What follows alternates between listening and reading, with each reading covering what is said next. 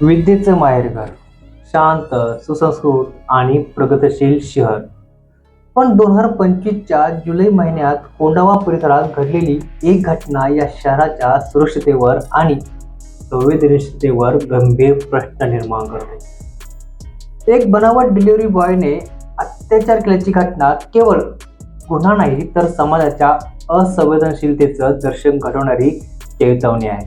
काही महिन्यापूर्वीच म्हणजे फेब्रुवारी 2025 मध्ये पुण्यातील स्वारगेट बसस्थानकात शिवशाही बसमध्ये एका 26 वर्षीय तरुणीवर बलात्कार करण्याचा प्रकार घडला होता. पुन्हा एकदा 2 जुलै 2025 रोजी संध्याकाळी एक तरुण कोंडव्यातील एका स्पॉ सोसायटीत डिलिव्हरी एजंटचा वेश घालून बसतो. त्याने एका 22 वर्षीय IT महिला व्यावसायिकाच्या घरात प्रवेश केला. पेन पाहिजे असं सांगत तिला विचलित केलं आणि नंतर तिच्यावर स्प्रे करून ती बेशुद्ध होईपर्यंत वाट पाहिली. नंतर तिच्यावर बलात्कार केला. त्यानंतर त्याने आणखी एक कृत्य केलं आणि त्यामुळे तर संपूर्ण परिसरामध्ये, संपूर्ण महाराष्ट्रामध्ये चीड येईल असं त्याने लिहिलंय. पीडितेला शुद्धीवर आल्यावर समोर होता एक मेसेज, मोबाईलमध्ये सेल्फी आणि त्यावर लिहिलं होतं आय विल कम अगेन. या घटनेनंतर पुणे पोलिसांनी वेगाने कारवाई केली. CCTV फुटेज, तांत्रिक पुरावे आणि कॉल डेटा रेकॉर्डच्या आधारे एका संशयिताला अटक देखील करण्यात आली आहे. या प्रकरणावर क्राईम ब्रँचसह विविध पथकं काम करत आहेत. एका महिलेच्या दारामागे असलेल्या सुरक्षिततेच्या भ्रामक कल्पनेला कोंडव्यात घडलेली ही घटना छिन्न विच्छिन्न करते. जिथे घर हे स्त्रीसाठी विश्रांतीचे, आधाराचे आणि सुरक्षिततेचे ठिकाण असते, तिथेच तिच्यावर हल्ला होतो. यापेक्षा भीषण गोष्ट दुसरी नाही.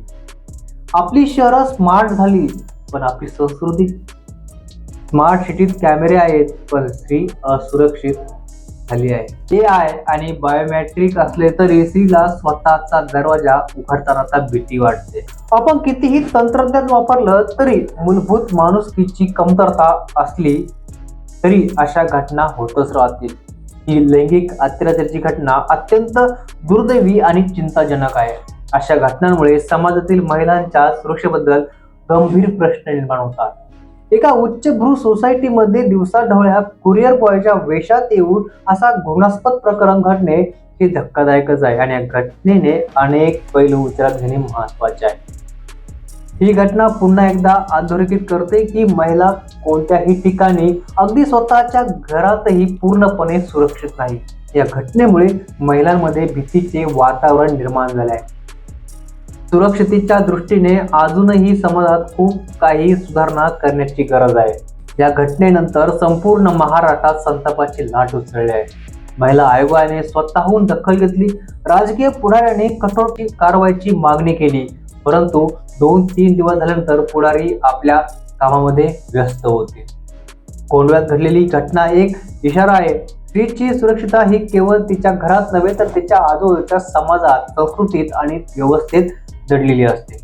जर ती साखळी तुटली तर अशा घटना परत घडतील आणि दरवेळी एक नवीन मी परत येईल उगम पावेल. पण प्रश्न राहतोच, घटना होण्याआधी प्रतिबंध का केला जात नाही? मुळात म्हणजे सरकार लाटक्या बहिणीला 1500 रुपये देऊन त्यांना वाऱ्यावर सोडलंय का, असा प्रश्न आता उपस्थित झाला आहे. कोंडवा प्रकरण हे केवळ एका पीडितेचं दुःख नाही तर आपलं संपूर्ण सामाजिक अपयश आहे. जेव्हा समाजात कोणी असुरक्षित वाटतो तेव्हा फक्त एक व्यक्ती नसते, ती आपल्या संस्कृतीची हार असते. या घटनेनंतर आपल्याला आता विचार करावा लागेल, सुरक्षेसाठी आपण नेमकं काय करत आहोत. सरकार झोपले असेल पण आपण लक्षात ठेवलं पाहिजे. सरकारच्या भरोश्यावर राहाल तर हे होणारच आहे. कोंडव्यातील बलात्कार प्रकरणात हा एक इशारा आहे. जेव्हा घरच असुरक्षित होतं तेव्हा आपली सगळी प्रगती फसवी ठरते. यावर फक्त पोलीस नव्हे तर संपूर्ण समाजाने एकजूट होऊन लढायला हवं आहे. मित्रांनो, तुम्हाला या कोंडव्यातील घटनेबद्दल काय वाटतं कमेंट करून सांगा आणि असेच माहितीपूर्ण व्हिडिओ बघण्यासाठी चॅनलला सबस्क्राईब करा. धन्यवाद.